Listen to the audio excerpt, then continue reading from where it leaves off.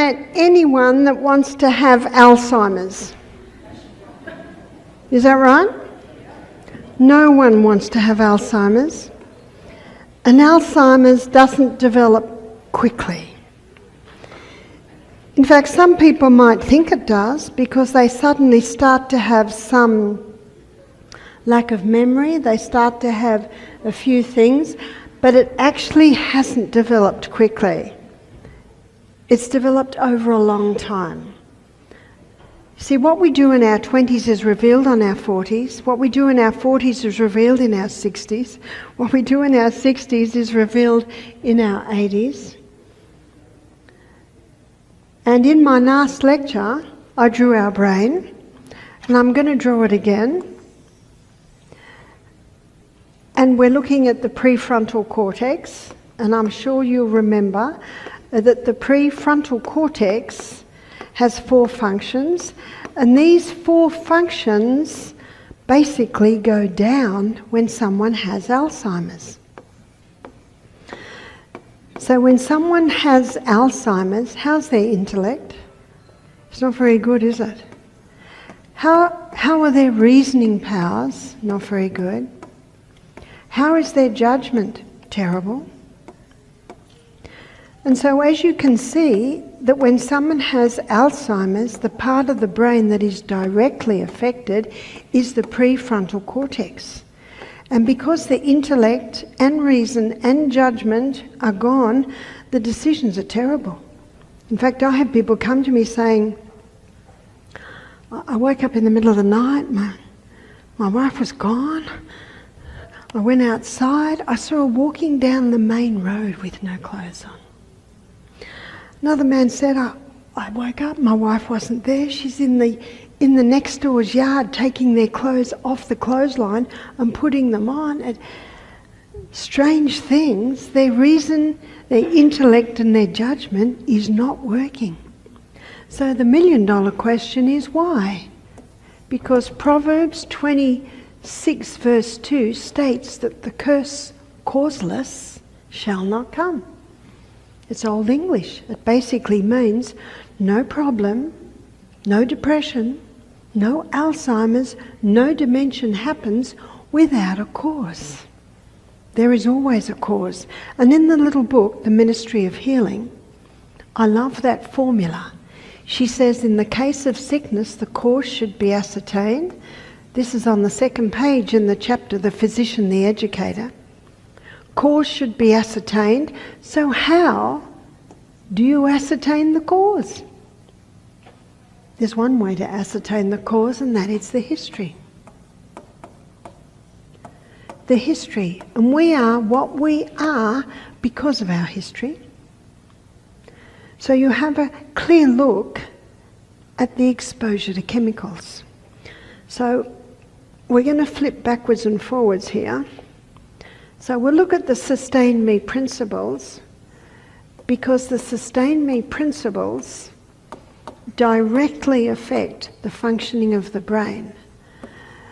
The brain and the eyes are connected. In fact, the eyes are an extension of our brain.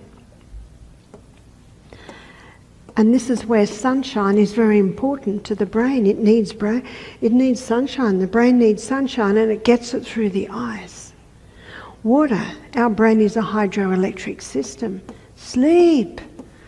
We're going to have a look at 9:30 tomorrow morning, all the processes that happen while we sleep, but we'll touch on it tonight in its relation to Alzheimer's. Trust in God. Anxiety. Depression,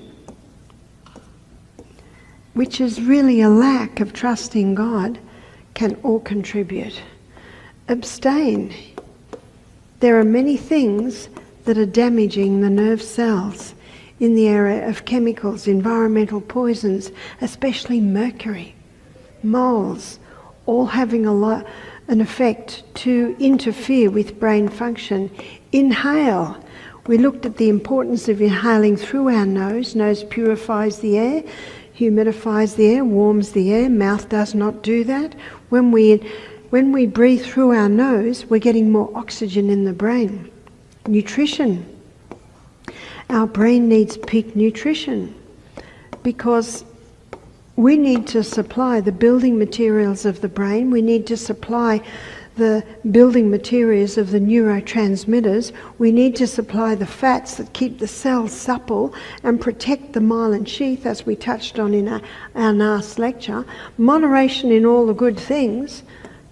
Some things can be great, but if you overdo them, they can be harmful. Yes, we need to eat, but when you overload the stomach can't digest it all, and it fogs the brain. Exercise increases the circulation of the blood to the brain. So when we look at history, we use this as our guideline. And often we target that little area, abstain. Has the person been exposed to anything that could damage the brain cells? Environmental poisons, toxic poisons, heavy metals. Are there mercury fillings in the mouth? So you investigate. And it's the history that will give you an idea. So in case of sickness, ascertain the cause. Unhealthful conditions changed. How do you know if a condition is unhealthful? Get out of the mouldy house. I've had 2 men attend our program who got depression 6 months after moving into a mouldy house. So how so? So now we need to go to our nerve cell. Here's our nerve cell. And here are our receiving stations. And our receiving stations, our dendrites, are the ones that pick up the neurotransmitters. They encapsulate them, send them down the arm, and then they go into the little boutons. These are the boutons. And the neurotransmitters flash across to the receiving station, the dendrites from the next nerve cell. So I'll show you how this happens.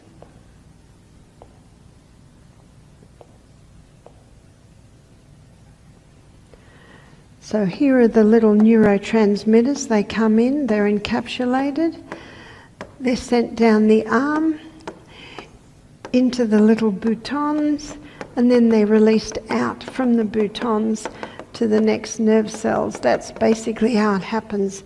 And those neurotransmitters can be travelling anywhere between 200 and, shouldn't be read, 200 and 200 miles an hour. And in a crisis, that's about 200 miles an hour. So when it says unhealthful conditions changed, say there is a mouldy house, remember that when oxygen is present in the nerve cell, it's going to give us 36 units of energy. But when someone's breathing in mouldy house, in mold from a mouldy house, there's not much oxygen there. And that top pathway that has no oxygen, that only gives 2 units of energy. Our brain needs oxygen. Maybe the person is living underneath the electrical towers. And those electrical towers, there's 500 times the electromagnetic field that's usually on the planet. That's how much it's increased under the electrical towers. It used to be that houses weren't allowed to be built under those electrical towers. But if you noticed, in some housing estates, they're there. And they're the cheapest house on the estate. Another one I have found is when there's been landfill and there's been a lot of chemicals dumped, and then housing estates are built. And then you'll find that in every house there's sicknesses. Some houses, Alzheimer's, some houses depression, some houses cancer, some houses what they call autoimmune diseases, somehow, you see, arthritis, people react in different ways. That's why you can never be absolute on the cause. There are some common causes, but there are also differences in every case. Unhealthful conditions changed, wrong habits corrected. How do you know what the wrong habits are? You go through those laws of health. Are you drinking adequate water? Are you getting sunshine every day? Are you going to bed early? What sort of food are you eating? So that's how you ascertain whether habits need to be changed. And then nature is to be assisted. And we're going to have a look at this bit. And we're going to have a look at what can be taken to assist in the treatment of Alzheimer's and also the prevention. So you always look at the history. Symptoms are your body saying, excuse me, there's a problem and I need you to do something. And as you try simple natural treatments, your body will say, I like it, or your body will say, no, that's not doing much. So you adjust, and how you know how to adjust is you watch your body's response. And this is how we can be our own doctors. Yes, you might go to a specialist or a doctor or a naturopath or a functional doctor or a nutritionist or a herbalist and get their advice, but what do you do with that advice? You try it. You take it or leave it. And if it doesn't work, what's your body saying to you? We need to try something else. Because there's no one like you. That's why you're the doctor. So what we have found, and I'll give you a story to illustrate. We had a lady who lived with us for many years. She actually approached Michael, her name was Anne, and she said, Michael, I want to build a house on your property. So when I die, it's yours, but you look after me. Michael said, well, I don't mind looking after you, but he said, how do your daughters feel about you putting all your money into that? She said, I don't care what they think, because she said, I watch, they waste their money. She said, I worked hard for my money and I believe in what you're doing and I want to support it. Well, it eventually came about. Michael spent a lot of evenings talking to her children, her daughters and their husbands. And eventually he said, you know she's going to give it away. Who do you want to give it to? And they eventually agreed, yes, we like what you're doing. Anyway, we built her a lovely house on the property, and I need to draw you a map to show you what happened. So we built her a lovely house on the property. Our house was here, and it was a 1,200 acre property. Her house was there, and then the health retreat was over here. And sometimes you could drive this way, and there was a creek there, and there was a creek there, and the creek actually went like this. And it'd take 10 minutes to drive to the retreat, and often we'd stop and have a little chat to Anne, and Michael would often leave his ironing there, and when I come back in the afternoon, she'd have the ironing hanging on the veranda. And it worked very well, and if we went to town, she came with us, and sometimes she'd come for a meal, and we dropped leftovers from the health centre, and it all worked very, very well. And after about 5 years, we had a big truck come in. So this was the road from outside. A big truck came in with gravel, and he stopped at the house, and he said to Anne, hey lady, do you know where I've got to take this truck? She said, I'm not sure. Ask those 3 men over there. He looked over there, got in the truck, and went up to the retreat where Michael was, and he said, is that lady all right? She asked me to ask the 3 stumps. There were 3 tree stumps. She said, ask these 3 men. That was the first indication we had that Anne's mind was starting to slip. And so one of our girls went and sat with Anne all morning and chatted to her. And at one point, Anne was waving. And Evelyn said, what are you waving at? She said, look at the nuns running up the hill. Look at them all. And that's when we started to see she was such a happy, jolly lady that you didn't actually quite see it until things like that happened. And so what Evelyn did, she when Anne went out on the veranda, she went in, looked in her bathroom, she looked behind the door, and there's all the food from the last few weeks, half eaten and mouldy. So she was eating mouldy food. And sometimes when people have Alzheimer's and their reason, intellect and judgment starts to slip, they're not making good decisions. And Evelyn also found the iron still on. So she wasn't turning the iron off, and that's when we realised we needed to take her to our house. And so she lived in a room at our house, and because we were so busy running the retreat and several things, we got a nurse to look after her. But the nurse would last about 2 days and jump in the car and leave, because Anne would not do anything anyone said except for Michael and I. And Michael would go to town with her and he'd say, "Are you drinking?" She said, "I've drank lots." And her bottle's full of water. And we started to realise she was not drinking any water. The brain is a hydroelectric system. From the neck up, we're 85% water. From the neck down, we're 75% water. Water is essential. So we started to see a few things. And then Michael said to me, "Do you know, I remember Anne. And Anne is well known, she never goes to bed before midnight." So here is another point. And Dr. Matthew Walker shows this in his book, Why We Sleep, that in the night, especially the hours before midnight, there's the glymphatic system. And the glymphatic system, it cleans up waste from neuronal activity. It's the brain's vacuum cleaner. It cleans up, yes, thorns from negative emotions when we forgive. It cleans up waste from combusting oxygen and glucose at the cellular level.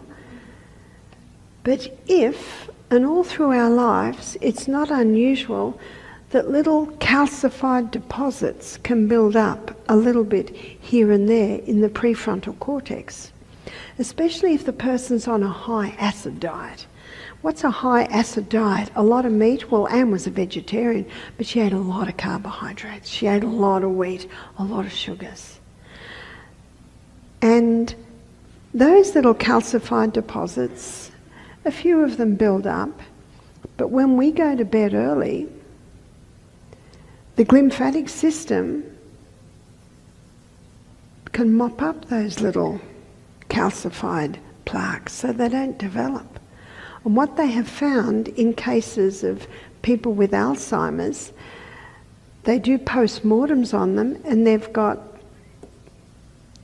calcified deposits called amyloid plaques, all built up in the prefrontal cortex. So when those amyloid plaques build up there, they inhibit intellect, they inhibit reason, they inhibit judgment. So here was another aspect with Anne. Anyway, not long after that we moved to another property, because this property was very remote, and this property was 2 hours from town. And we had no electricity, we had solar panels, and so when a property an hour closer came up, we quickly negotiated with that and were able to buy it and move our business over a little bit closer. And as we went to the new property, we had a little room for Anne to live in, and we'd take turns in just keeping an eye on her. But I was lecturing one day, and Anne came running up the stairs and says, Barbara, Michael's just been killed in a car accident." And all the guests went like this, but I knew straight away that this was in Anne's mind. And then another time, Michael and I were driving home and she was lying on the side of the road crying. I said, "Anne, what are you doing?" "All my family's been killed in a car accident." So Michael rang up her 3 daughters and said, "Anne's mind is deteriorating, so we just suggest you come and visit her."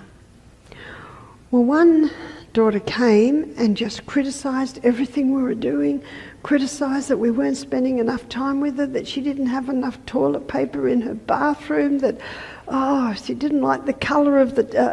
it was just... ooh. And then the other daughter, they just didn't have time. And then the third daughter, Michael, rang her and she said, my mother died 25 years ago, and hung the phone up. Now that told us there were some emotional issues there.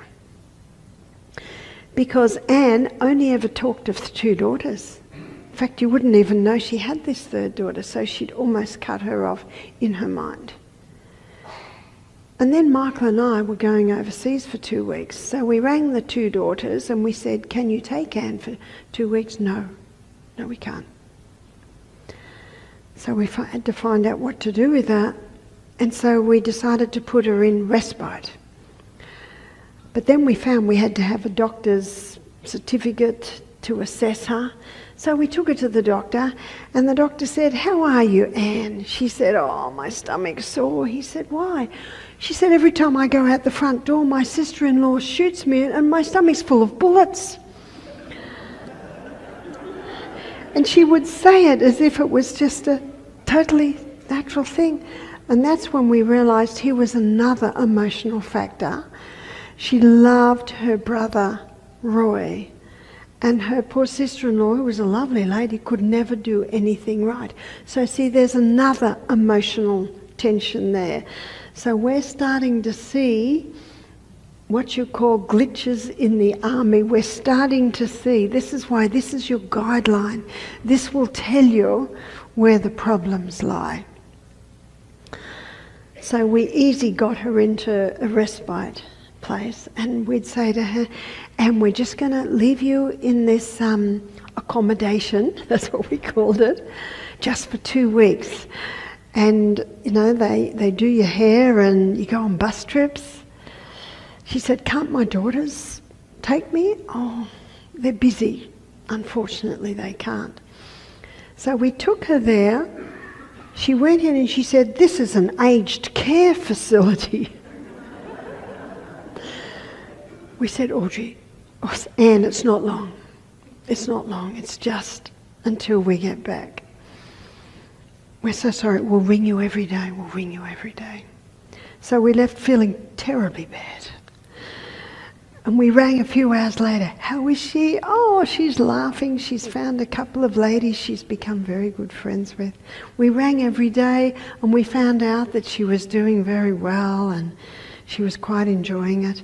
So 2 weeks we flew in, we went straight to pick her up. And we said, how did you enjoy it, Anne? She said, it's very good. And she said, in fact, I don't want to go home with you. We said, oh? She said, no, you don't do my hair every week. They come and do my hair every week. You don't take me on bus trips twice a week. I'm staying here. We actually thanked God because we just didn't know what to do. And she'd had, I'd say, nearly 10 years with us. And it had been good. The last year had been difficult. And as anyone who's had an elderly relative with dementia, it's very, very difficult to look after them because it almost needs 24-hour care. We would go and visit her twice a week. The staff would go and visit her. Michael would take her shopping with him. And so we did much. And she said, Michael, I want you to spend all my money. She said, I just want you to leave enough to cover my funeral. And then she was there for about 2 years and we found out that she was in a coma. We discovered that she had a tumour and it had blocked off her colon, so she was in a coma. We also discovered they called her the ice cream queen. She just lived on ice cream. Now, Anne, when she was younger, was very, very fussy on not eating things like ice cream. But you know, when someone's got dementia and their reason, intellect and judgment goes to this point, it's very difficult to get a turnaround. Anyway, we're thankful that she passed within the next week. I think she was in her late 80s when she finally passed. But it's an illustration to show, and many people would say, how could that lady have dementia? She lived at your retreat. That is true. But when you have a look at this guideline, you start to see Anne did not like the sunshine. She never went out there. She said, no, I'll just get burnt. Do you know if you get burnt, you're only out there for 5 minutes. You might be out there for 5 minutes in the morning, 5 minutes in the afternoon, and your skin will be able to handle it. We could not get her to drink water. And you're not going to hold the person down and force it in. It's very difficult. And she just insisted that she'd had water. So that's very difficult. Michael would say, well, Anne, we're not going anywhere until you drink half that bottle. Then she'd begrudgingly drink it. But it's really hard to be on top of someone like that all the time. Sleep. She'd been a terror for sleep.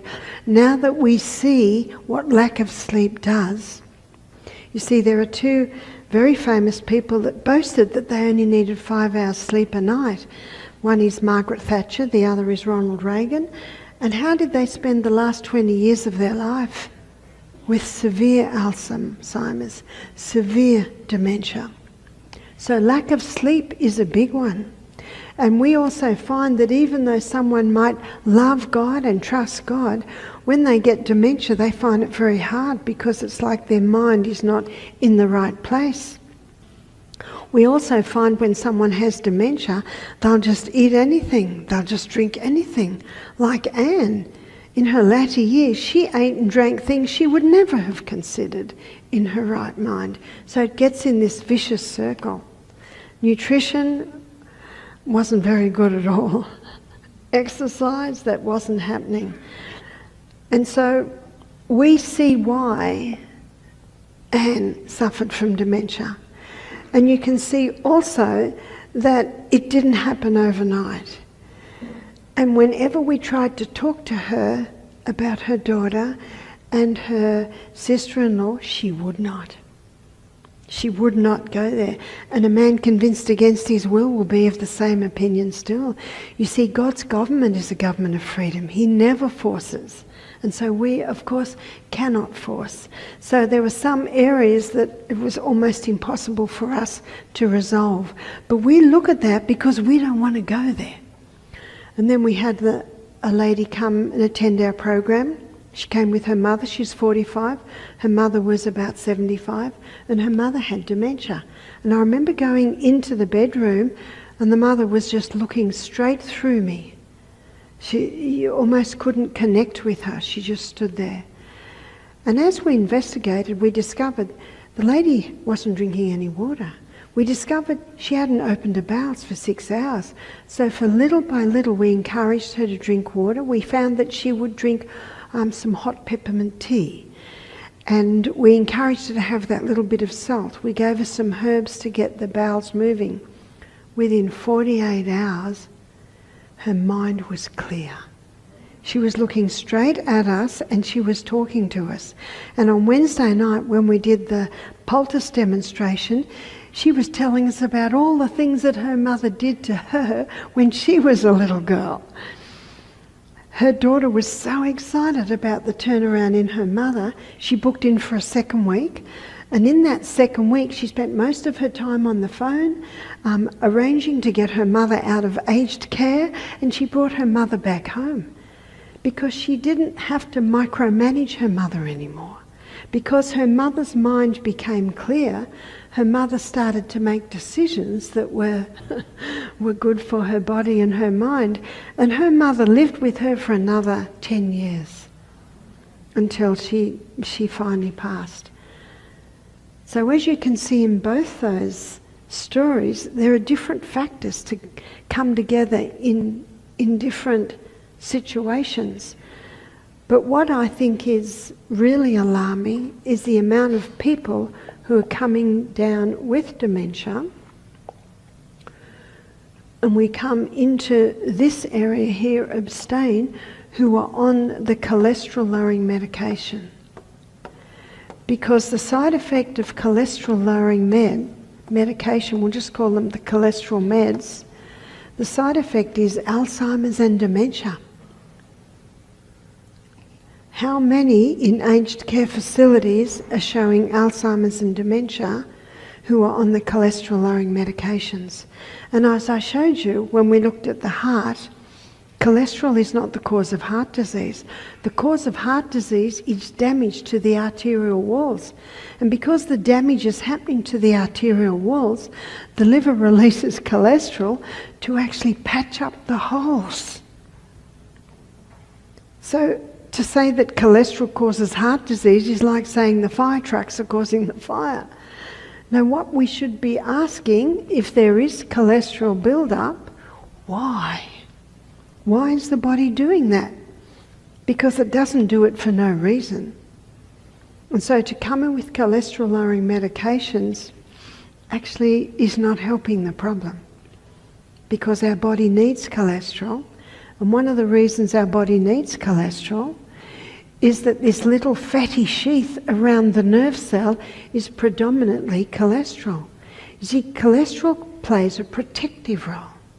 And that's why I mentioned earlier, if someone's on a fat-free diet, they've got mercury fillings in their mouth, they're having the flu injection every year which has mercury in it, they're eating fish every day, and maybe on top of that they're not drinking enough water, and on top of that they're going to bed at midnight every night, there's a recipe for dementia. That's a recipe for Alzheimer's. But for some people, they might react in something like Parkinson's. Parkinson's, Alzheimer's, dementia, Huntington's chorea, multiple sclerosis are all indications of damage to different parts of the nerve cell. So then the question is, well, what's caused the damage? So the Muhammad Ali, the boxer, he also had dementia in his latter years, but I think it was purely just physical damage. You see, our skull was created by God to be a protective armour. Notice with our skeletal system, it is an internal structure causing us to stand upright. But when it comes to the head, it becomes an external structure, protecting the most delicate and yet most important organ in the body, which is headquarters, which is the brain. But around that brain there are 7 layers of fascia. What's fascia? It's balloon-type material, and in between each layer of fascia there's fluid. So if we do fall, and I had a crash a few nights ago, and yes, I was encouraged to get a CT scan just because it was right at my temple where it's quite thin there. And the CT scan showed that my brain's working very well and there is no damage. So some of my close friends were a little bit concerned. I said, oh, righto. And it showed that there was no damage because there are 7 layers of fascia and there's that fluid around. But if that happened to me every single day, day after day, after week after week, after month after month, after year, then that protective covering would actually start to be the cause of damage. There's a movie / documentary called Concussion. I don't know if you've seen it, but it's a true story on football in America. And the leading actor, I think it's Will Smith that plays it, he does a post-mortem on a famous football player that took his life. I think he was in his 60s. He was hearing voices and getting noises in his brain that he couldn't bear it, and he'd gone to test after test after test, but it showed that there was nothing wrong. So coming away and being told there's nothing wrong with you, that's very frustrating. And so what Will Smith, who was a neurologist, did, he opened his brain, but what he did was he spliced up the brain. And when he spliced it up, he started to see all the little scar tissue, all the damage that those other tests hadn't picked up. And when he revealed this scarring in this famous football's brain, do you know, Football America rose up, they closed his clinic, he lost his job, he actually had to leave the country. And one of the team on on the organisation that rules that in the football. 10 years later, same thing happened to him. He was getting noises, voices. He could not rest, he could not sleep. He took his own life. And he left a paper there. He wanted this neurologist to do a post-mortem on his brain. And he did, and he found the same thing. And it was because of that, it was revealed. Do you know it's often called football migraine? But everyone knows it's damage to the brain. And I know in Australia there's rugby league, and you know they do scrums where they've got their heads down and they're barging against each other in their scrums. And sometimes I'll see a footballer just walking around the field like this.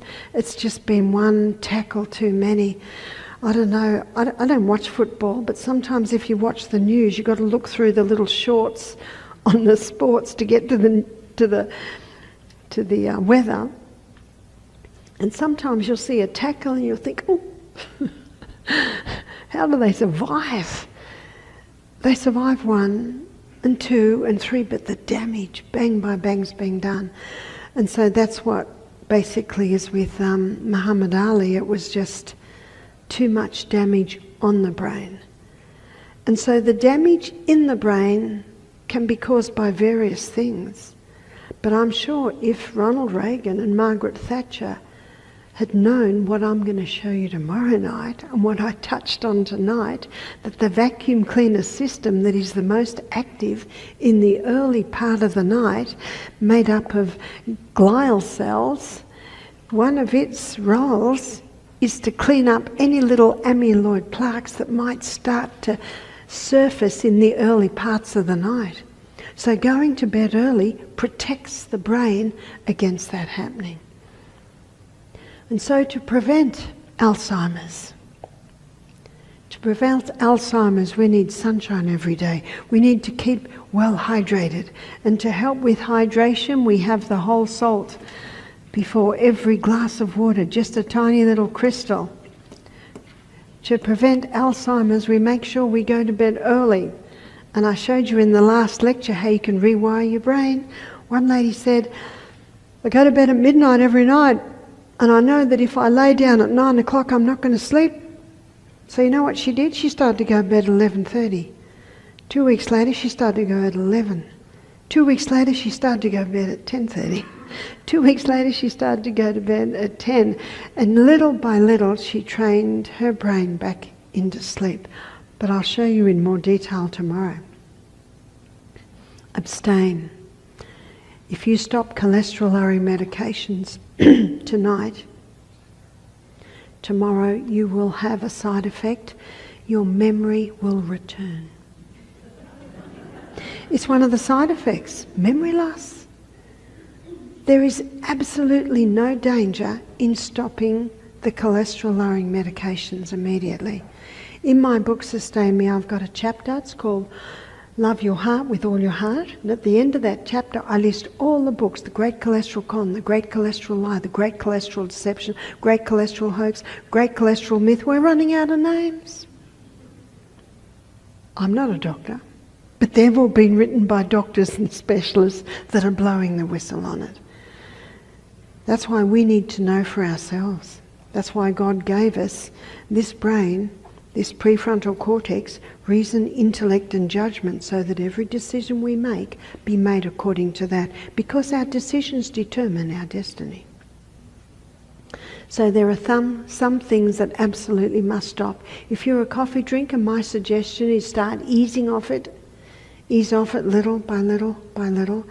There's a book called Caffeine Blues, and his subtitles are Become Aware to America's #1 drug. That's what he calls it. When a person has a cup of coffee, it's like they've created a crisis in the body. That's why they like it. It just gets my brain going, just makes me feel good. That's right, it's created a crisis. People say to me, do you drink coffee, Barbara? I say, no, I just watch the people suffer. day one at our health retreats.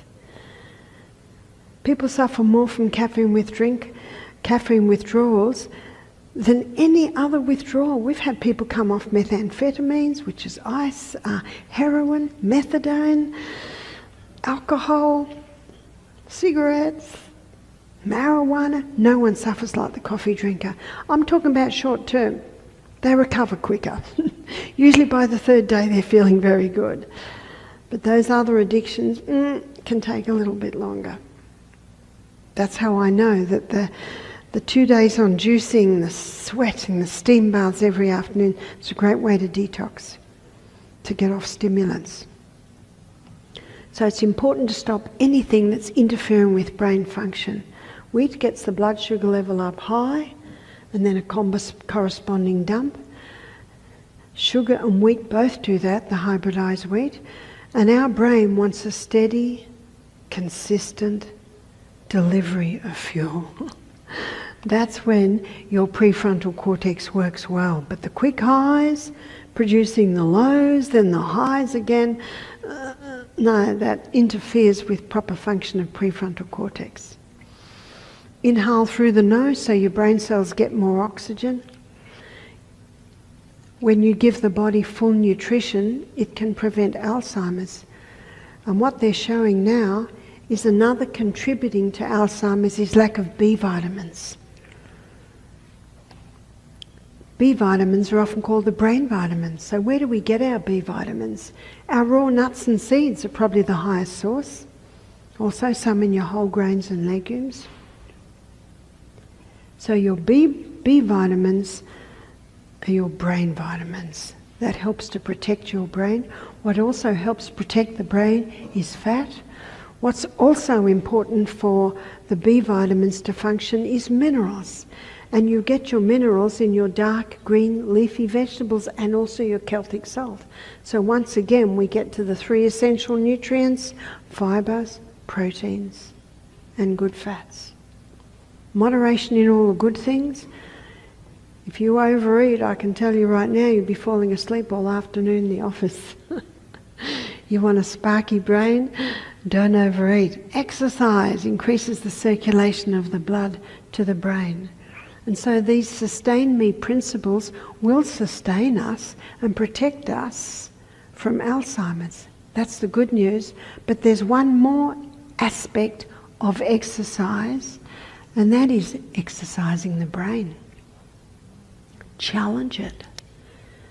Learn new things. We should be learning new things right up until the day we die. A.A. Milne, the poet, he said, "The world is full of so many things, we all should be as happy as kings." So it's learning new things. My husband learnt to fly a helicopter. I think he grew a lot of new dendrites in that time because he learnt to fly a manual, a Bell 47, and he told me that you have to do 5 different things at once. The right foot, the left hand, and the right hand is doing 2 things. Whew. I think when he learnt to fly the helicopter, he grew a lot of extra dendrites. Every time we learn something new, we develop more dendrites. You know, God designed the human body with an incredible capacity. He designed the brain with an incredible capacity. And it was never God's design that we human beings spend the last 10, 20 years of our life with Alzheimer's or dementia. That is not God's design. God's design is that we have an abundant life. He said, "I've come that you might have life, but have it more abundantly."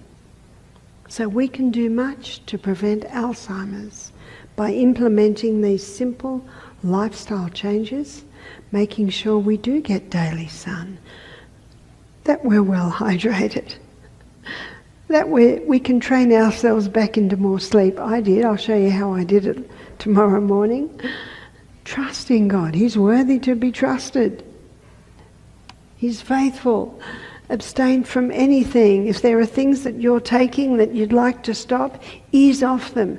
Try a couple of days fast. Book into Eden Valley Health Retreat or Living Springs in Alabama. Eden Valley's in Colorado.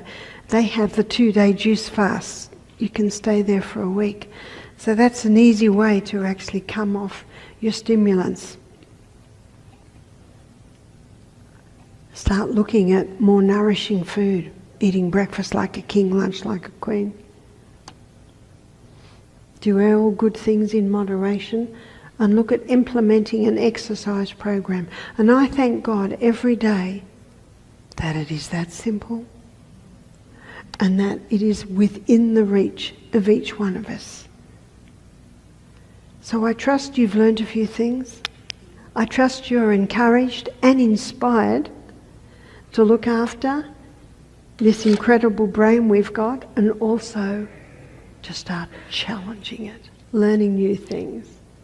I look forward to seeing you tomorrow morning at 9:30, where we explore in detail sleep. Thank you.